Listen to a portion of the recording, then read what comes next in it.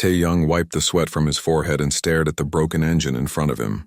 The salvage yard stretched endlessly under the orange sky of New Haven, filled with the remains of old ships and forgotten machines. He had been working here for 3 years now, far from Earth, far from the memories that still haunted his dreams. The war had ended 7 years ago, or rather humanity had lost. The Korvath Empire came from the stars with weapons that turned cities to dust and ships that blocked out the sun. Tae-young had fought in the resistance, leading a small group of fighters who refused to surrender. They had won a few battles through tricks and courage, but in the end, it wasn't enough. He tried not to think about those days anymore. New Haven was supposed to be a fresh start, a place where humans could rebuild without looking over their shoulders.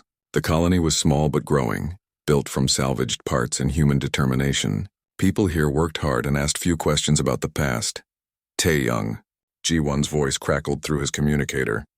"We have a situation. Unknown ship approaching. It's Korvath." His blood went cold. Tae-young dropped his tools and ran toward the colony's main building. His heart pounded as memories flooded back.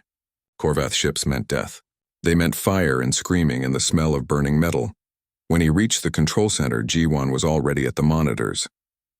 Her face was pale. "It's just one ship, small, a scout craft." She looked at him with worried eyes. "Tae-young, it's asking for you. By name." "That's impossible," he whispered. "How would they know I'm here?" Other colonists gathered around them, murmuring nervously. Everyone knew what Korvath meant. The alien empire had conquered Earth and dozens of other worlds. They didn't visit small colonies to chat.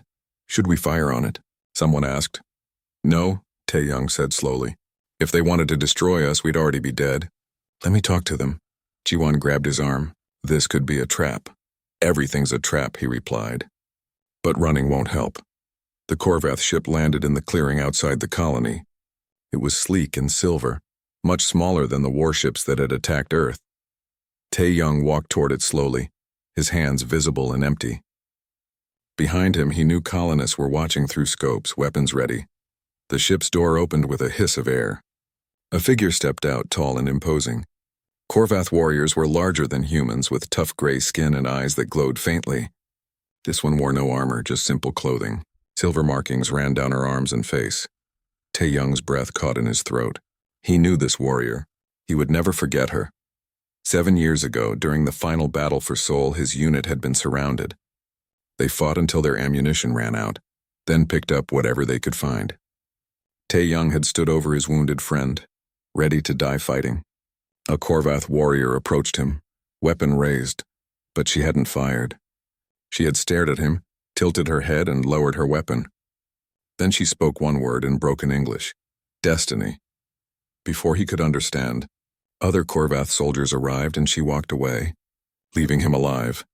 Now that same warrior stood before him again. "Tae-young," she said. Her voice was deep but clear. A small device on her collar translated her words into English. "I have searched for you for 7 years. Why?" he asked. His voice was steadier than he felt.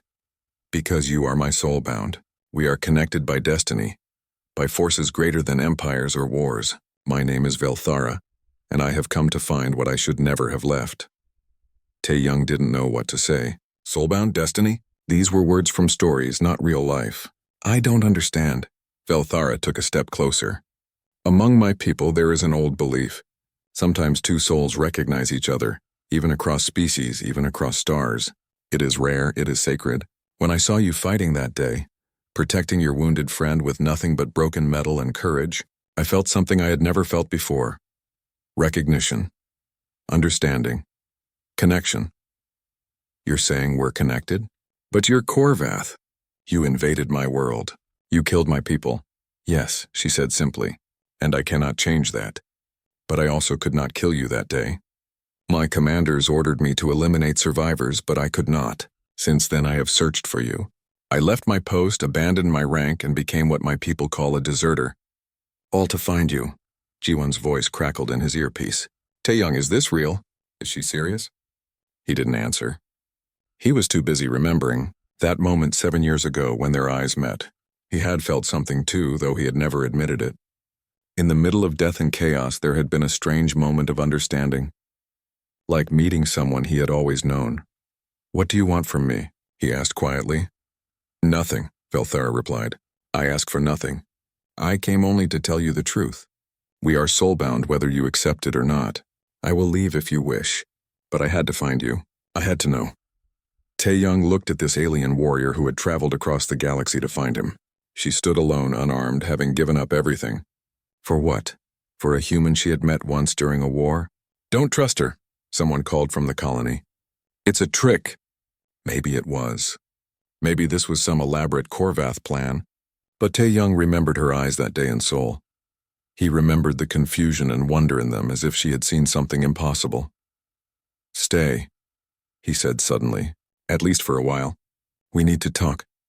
Velthara's glowing eyes widened slightly. You believe me? I don't know what I believe, Tae-young admitted. But I remember that day too, and I remember wondering why you let me live. Maybe we should find out why. The colonists argued about letting a Korvath warrior stay in New Haven. Some wanted her locked up. Others wanted her sent away immediately. But Tae-young convinced them to give him time. If this was a trap, they would discover it. If it wasn't, then maybe they would learn something important. That night, Tae-young couldn't sleep. He sat outside his small house looking at the stars. Velthara's ship sat in the distance, dark and silent. Somewhere inside, an alien warrior who claimed they were connected by destiny was probably awake too. Ji-won found him there an hour later. She sat down beside him without speaking for a while. You really remember her? She finally asked. Yes, he said. I've thought about that moment 1,000 times. Wondered why she didn't kill me. Wondered what she saw. And now she's here talking about souls and destiny. I know it sounds crazy. Ji-won smiled slightly. Everything about the last 7 years has been crazy. Aliens invaded Earth, we lost. We survived. We built a new home on another planet. Why not add destined alien soulmate to the list? Tae-young laughed despite himself. When you put it that way, just be careful, Ji-won said, her smile fading. I trust your instincts. But she's still Korvath. And we're still human refugees living in the shadows. I know, Tae-young replied. I haven't forgotten. But as he looked at the stars, Tae-young felt something he hadn't felt in 7 years. Not just curiosity or confusion, but hope. Maybe, just maybe, something good could come from all the pain and loss. Maybe destiny wasn't just a word. Maybe, against all logic and reason, Velthara was telling the truth. The next morning, Tae-young found Velthara sitting outside her ship watching the sunrise. She didn't move as he approached, but he knew she had heard him. Korvath warriors noticed everything. Your star is smaller than the one over my homeworld, she said without looking at him. But the light is warmer. Tae-young sat down a few feet away from her. Tell me about this soul binding. What does it mean to your people? Velthara was quiet for a moment. We believe that some souls are created as pairs. Not romantic pairs necessarily, though it can be. More like two halves of one whole. A warrior finds their perfect tactical partner. A scholar finds their intellectual equal. When soul-bound individuals meet, they recognize each other instantly. They understand each other without words. And you felt this with me? During a battle? Yes, I was ordered to clear the area of survivors. When I found you standing over your wounded friend with nothing but broken metal in your hands, I raised my weapon, but then I saw your eyes. I saw your determination. You knew you would die, but you didn't care. You would protect your friend until the end. She finally looked at him. In that moment, I understood you completely. Your tactics during the battle, your leadership, your refusal to surrender. I saw a warrior's soul. Tae-young remembered that moment too. The exhaustion, the fear, the absolute certainty that he was about to die. And then her face, her glowing eyes, and the strange feeling that she somehow knew him. Why didn't you kill me? He asked. Because you cannot kill your soulbound. It would be like killing part of yourself. My training, my orders, everything I had learned said I should eliminate you. But I couldn't. I left you there and reported that the area was clear. You lied to your commanders? Yes, and I have been searching for you ever since. When the war ended and your people scattered, I used every resource I had to track you. It took 7 years to find you on this small colony. They sat in silence as the sun climbed higher. Tae-young tried to understand what she was saying. He had spent 7 years trying to forget the war, and now it had found him again. But this time it came with answers to questions he had never asked out loud. What happens now? He asked. That depends on you. I ask for nothing. If you want me to leave, I will. But I hope you will let me stay at least for a while, so we can understand this connection. Over the next few days, Velthara lived in her ship but spent time with the colonists. Most people avoided her, still afraid and angry about the war. But Jiwan, always practical, decided to ask her about Korvath technology. Soon they were discussing engine designs and power systems, finding common ground in their shared love of engineering. Tae-young watched Velthara carefully. She moved like a warrior, always aware of her surroundings, but she made herself small around the colonists. She never showed weapons. She spoke softly. She was trying not to scare them. One afternoon, while Tae-young was teaching her about human culture, alarms suddenly blared across the colony. Pirates. 3 ships appeared on the scanners, heading straight for New Haven. Everyone to defensive positions. Jiwan shouted over the speakers. The colonists scrambled to their posts. New Haven had some weapons, salvaged and rebuilt, but not enough to fight off 3 pirate ships. Tae-young ran toward the armory, his old combat instincts kicking in. Velthara was suddenly beside him. I can help. Do you have weapons? In my ship. Better than anything here, but more importantly, I know how to fight. Tae-young made a quick decision. Get your weapons. Meet me at the northern wall. The pirates came in fast and confident. They had probably attacked dozens of colonies like this one. Small, poorly defended, easy targets. Their first shots hit the outer buildings, testing the defenses. Tae-young took command of the defense naturally, positioning people where they would be most effective. He had done this before during the war, turning weak positions into strong ones through smart tactics. Velthara arrived with a sleek Korvath rifle. She took position beside him on the wall. What is your plan? They'll try to land troops behind us. That building there, he pointed, has the best landing zone. Jiwan moved 3 people to cover that area. Velthara nodded. Good tactical thinking. They will expect you to defend only the walls. But you are preparing for multiple attack points. They have better weapons, Tae-young said. But we know this place. We know where to hide and where to shoot from. You fight like a Korvath warrior, Velthara said with approval, using advantages others cannot see. The battle began in earnest. The pirates landed exactly where Tae-young predicted, and his people were ready. But there were so many pirates, and they had powerful weapons. The colonists were getting pushed back. That's when something strange happened. Tae-young and Velthara started moving together without planning it. He would move left, and she would cover right. He would reload, and she would step forward. They fought like they had trained together for years, anticipating each other's actions perfectly. Behind you, Tae-young shouted. But Velthara was already turning, already firing. A pirate fell. 2 coming from the east, Velthara said calmly, and Tae-young was already aiming before she finished speaking. Jiwan, watching from the command center, felt chills. She had fought beside Tae-young during the war. She had never seen him work with anyone like this. It was like they shared one mind. The pirates began to retreat. They had expected an easy victory, not a well-coordinated defense. Within an hour, they fled back to their ships and jumped away into space. The colonists cheered. No one had died, and only a few were injured. Tae-young leaned against the wall, exhausted. Velthara stood beside him, not even breathing hard. That was impressive, she said. You commanded your people well. We fought well together, he replied. Like you said we would. Velthara looked at him seriously. Now do you understand what I felt 7 years ago? That connection? Tae-young nodded slowly. I felt it too, during the battle. It was like I knew what you would do before you did it. That is the soul bond. We are tactical partners. We understand combat the same way. We think alike. That evening, the colonists gathered to celebrate their victory. For the first time, people approached Velthara willingly. They thanked her for helping defend their home. They asked her questions about her ship and her world. The fear began to fade, replaced by curiosity. Jiwan pulled Tae-young aside. I saw you two fighting. That was not normal. You moved together like you had been partners for years. I know, he said. I can't explain it. But she's right. There is something between us. Something real. So what now? I don't know. But I need to understand this. I need to know what it means. Later, Tae-young found Velthara on the wall looking at the stars again. He joined her in silence. After a while, she spoke. I left everything to find you. My rank, my honor, my place in Korvath society. I am now considered a deserter. If I return, I will be punished, possibly executed. Why would you risk that? Because being near you is worth more than all of that. The moment I saw you, my life changed. Everything I thought was important became meaningless. Only finding you mattered. Tae-young felt his throat tighten. She had given up everything for a human she barely knew, based only on a feeling. I believe you, he said quietly. About the soul bond. I felt it today, but I don't know what we're supposed to do about it. We don't have to do anything, Velthara replied. Just being near you is enough. But if you will allow it, I would like to stay. To learn about you, your people, your world, and perhaps you can learn about mine. Tae-young looked at her, this alien warrior who had crossed the galaxy for him. Despite everything, despite the war and the pain, he felt something he hadn't felt in years. Not just understanding, but belonging. Stay, he said.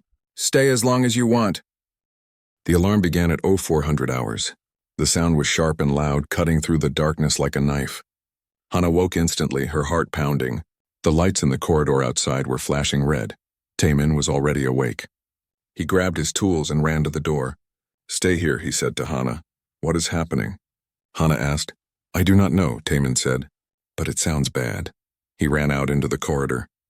Hana followed him despite his order. She could not just sit and wait. The ship was shaking. She could feel the vibrations through the metal floor. Something was very wrong.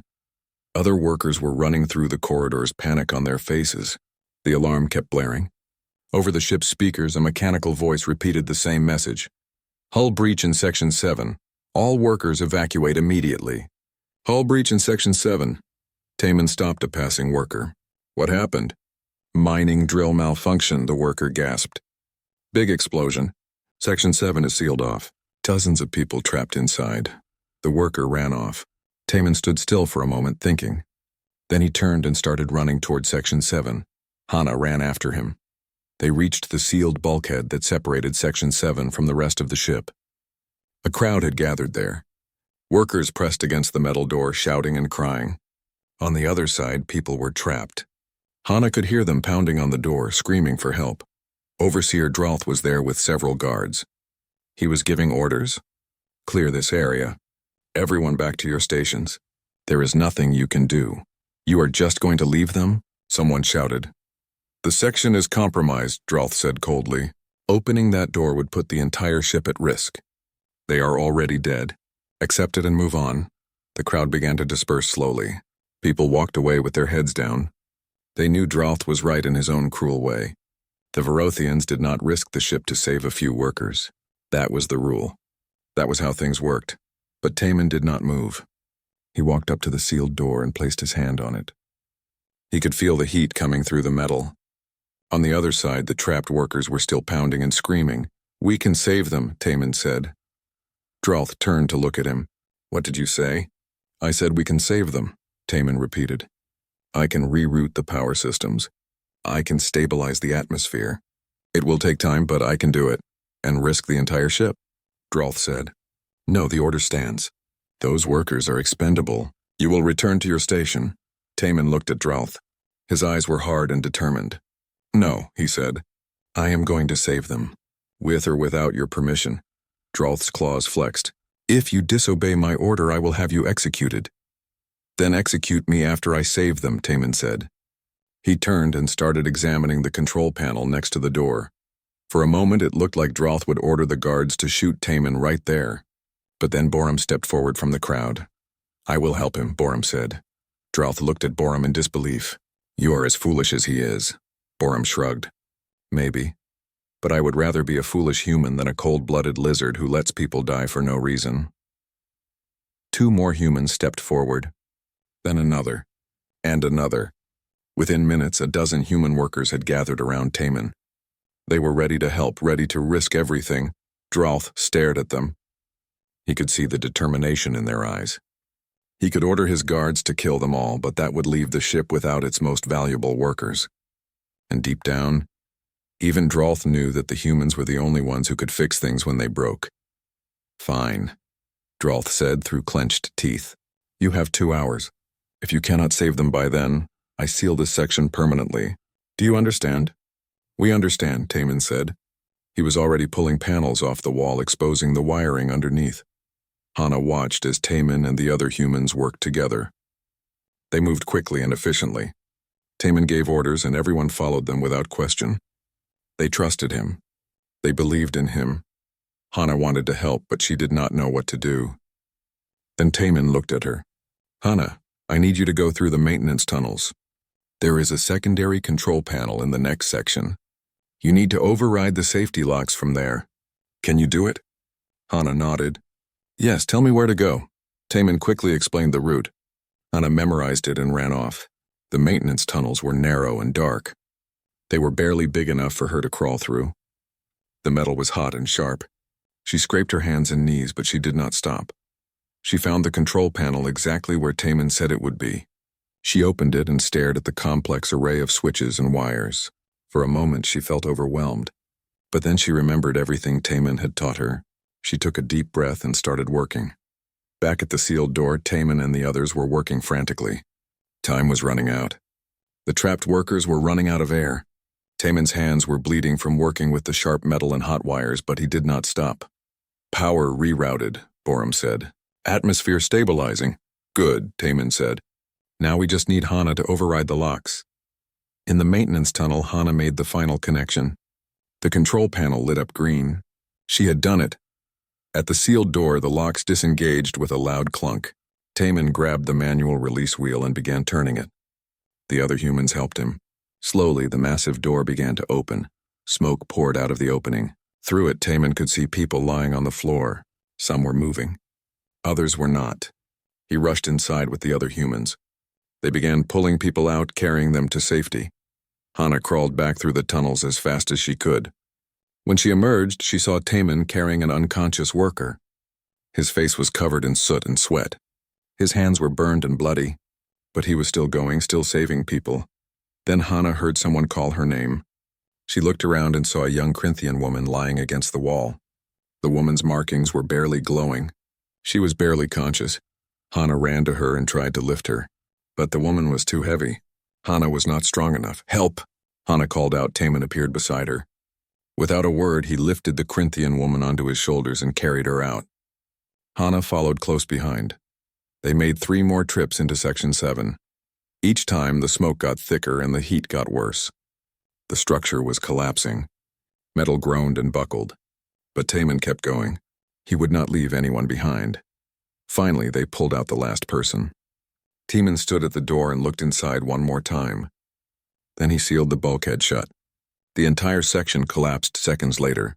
Taman fell to his knees, gasping for air. Hana knelt beside him. Her markings were glowing brightly now. You did it, she whispered. You saved them all. Taman looked at her and smiled weakly. We did it, he corrected. I could not have done it without you. Around them, the rescued workers were being treated by the medical staff. Many of them were staring at Taman and the other humans with something like wonder in their eyes. They had never seen anyone risk so much to save others. Even Overseer Droth was watching from a distance. His expression was unreadable. But something had changed. Something important. For the first time, the workers of the Kransha had seen what humans were truly capable of. Not cruelty or violence or selfishness, but something else.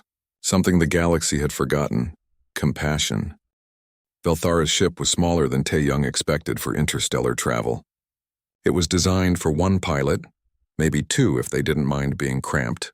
For the next 3 weeks, this small metal box would be their entire world. G1 had hugged him before they left. Come back, she said.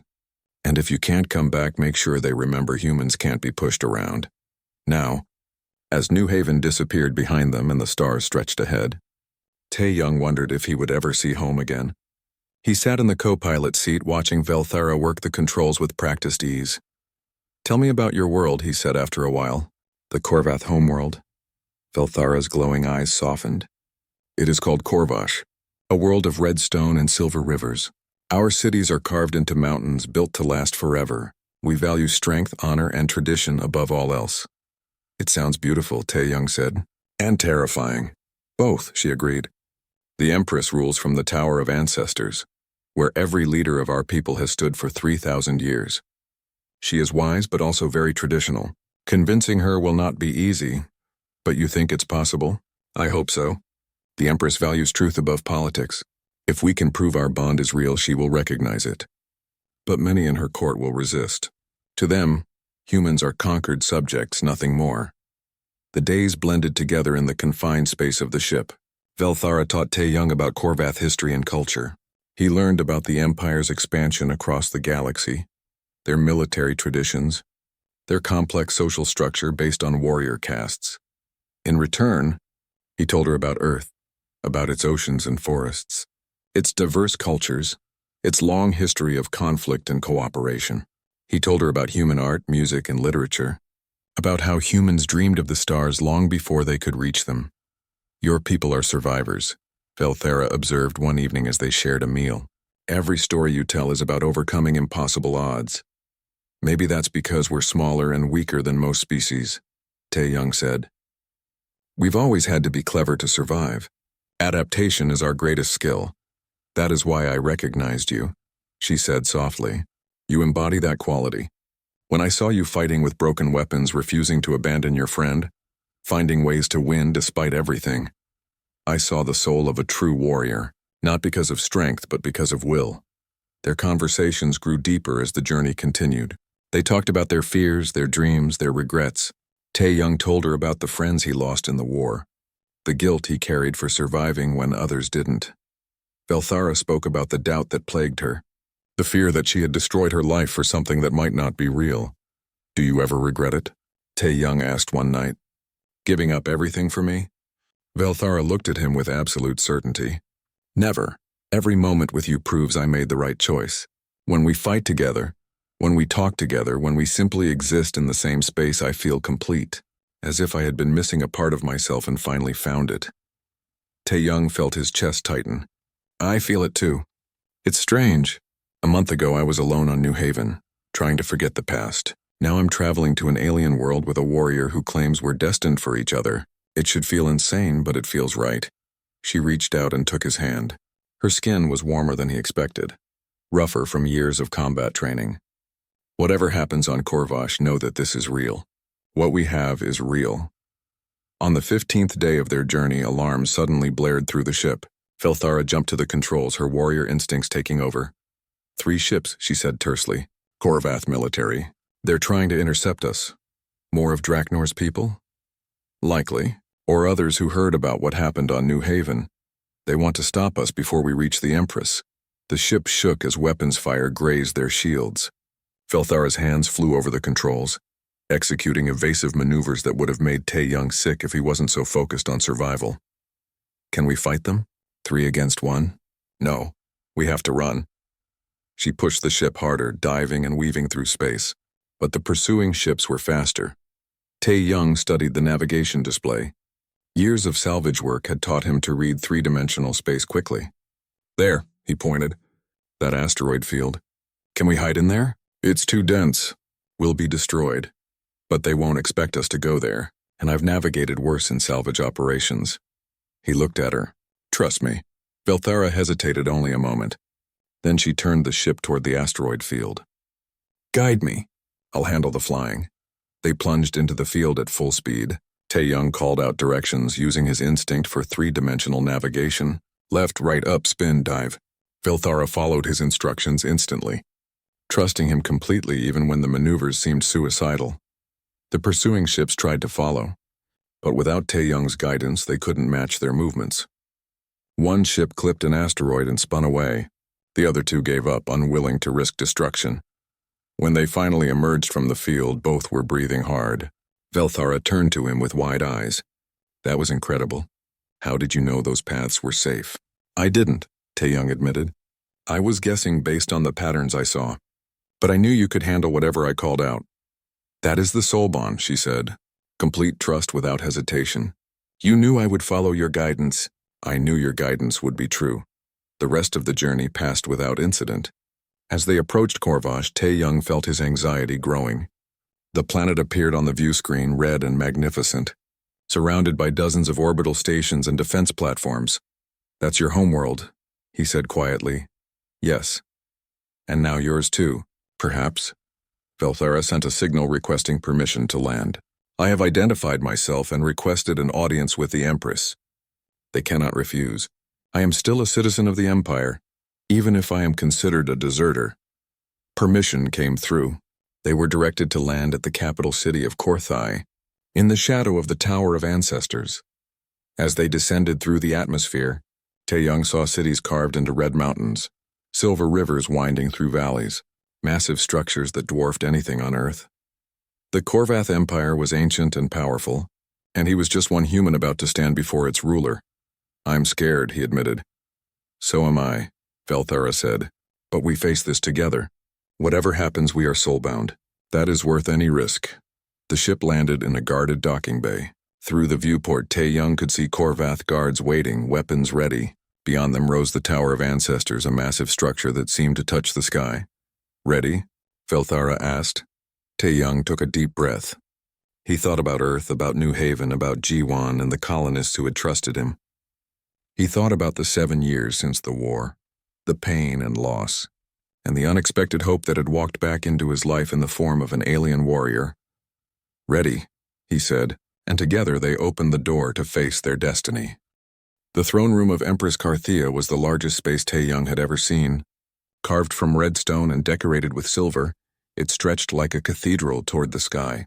Hundreds of Korvath filled the room, all staring at him as he walked beside Velthara toward the throne. The Empress sat on a throne carved from a single massive stone, wearing robes that seemed to shimmer with captured starlight. She was ancient, her silver markings more complex than any Tae-young had seen, but her glowing eyes were sharp and clear. Commander Draknor stood to one side, his expression dark.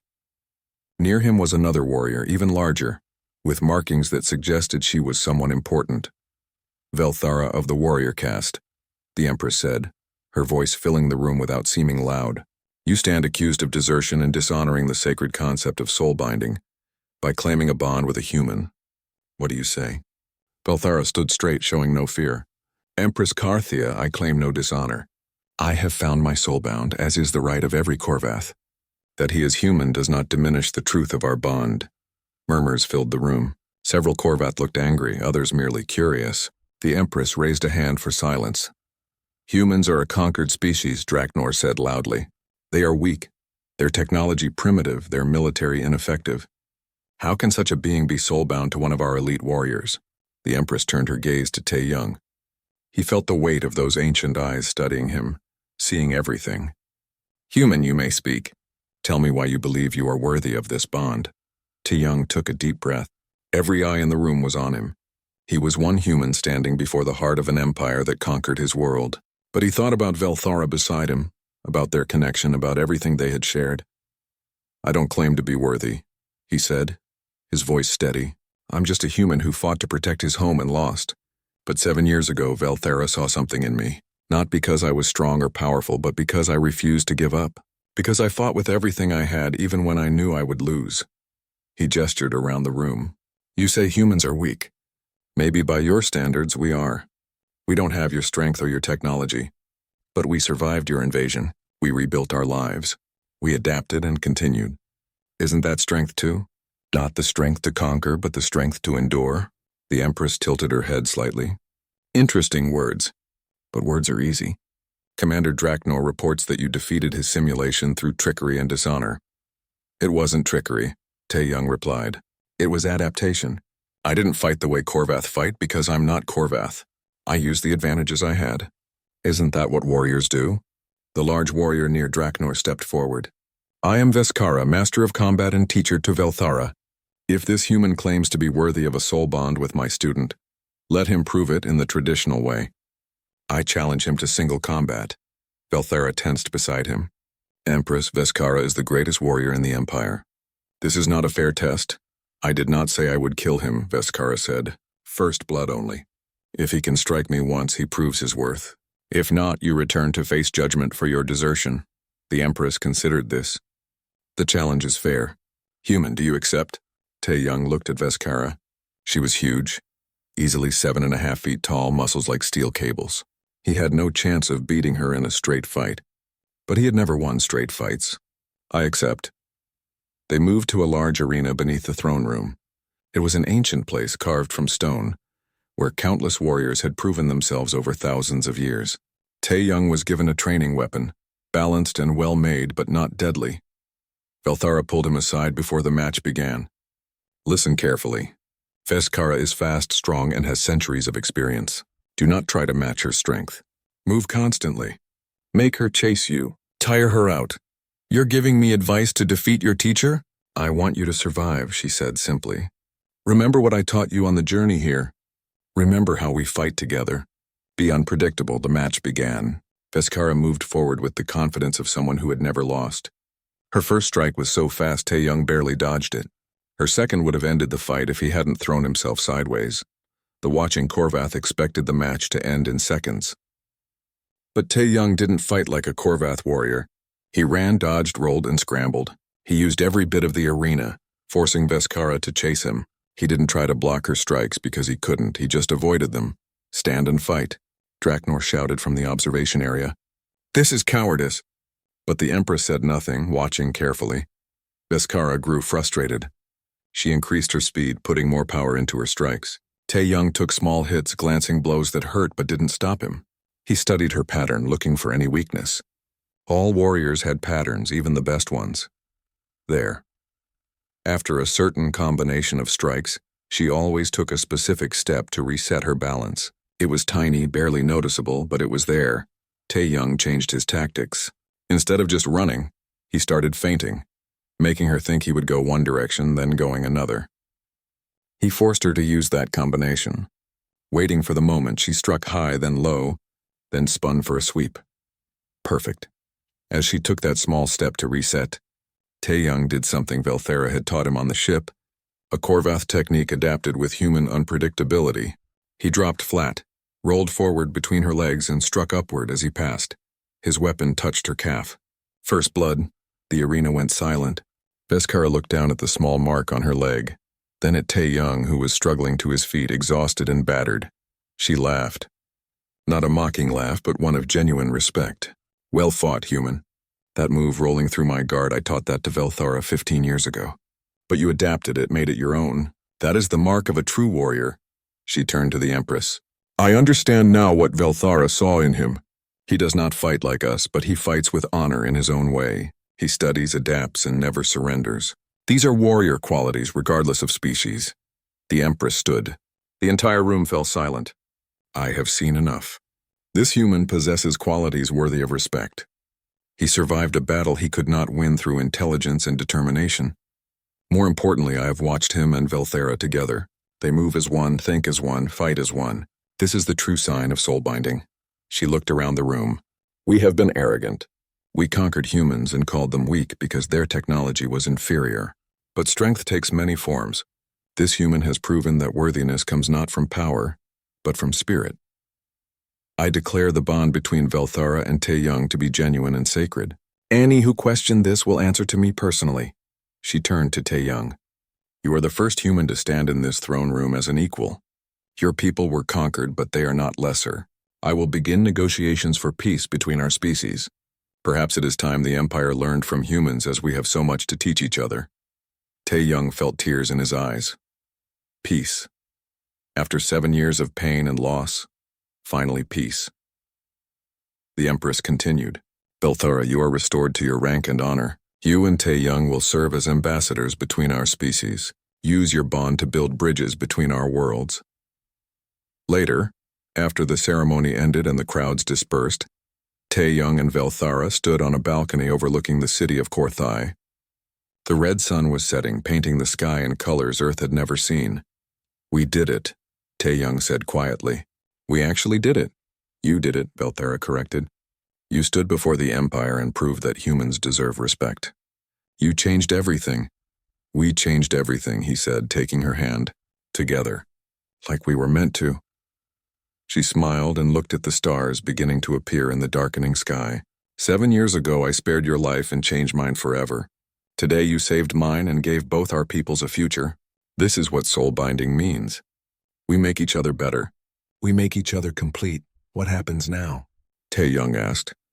Now we go back to New Haven. We tell Ji-won and the colonists that humans are no longer conquered subjects but partners. We begin the hard work of building peace between our species, and we do it together, as we were always meant to. Tae-young thought about Earth, about all the people who died in the war, about the years of pain and struggle. This wouldn't bring them back. But maybe their sacrifice would lead to something better. Maybe humans and Korvath could build something new together. I spent 7 years trying to forget the war, he said, trying to build a quiet life where the past didn't matter. Then you found me and everything changed. Do you regret it? Velthara asked softly. He looked at her. This alien warrior who had given up everything for him, who had stood beside him against her own people, who had believed in their connection when no one else would. Not for a second, he said.